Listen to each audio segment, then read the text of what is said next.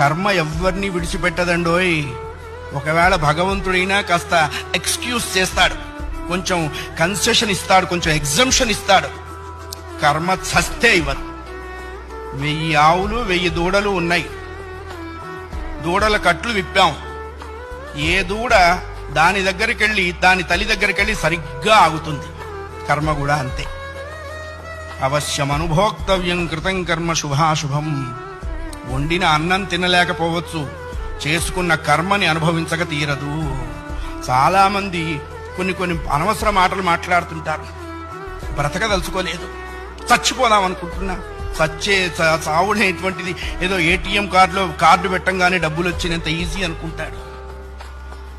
నువ్వు అనుకోంగానే చచ్చిపోతే నువ్వు చేసిన కర్మ అంతా ఎవడు అనుభవిస్తాడు? కర్మానుభవం అనుభవించడం కోసమైనా అది నిన్ను బ్రతికిస్తుంది. నీ ఇండివిడ్యువల్ ఐడియాస్తో నువ్వు బ్రతకవో ధర్మశాస్త్రం చెప్పింది.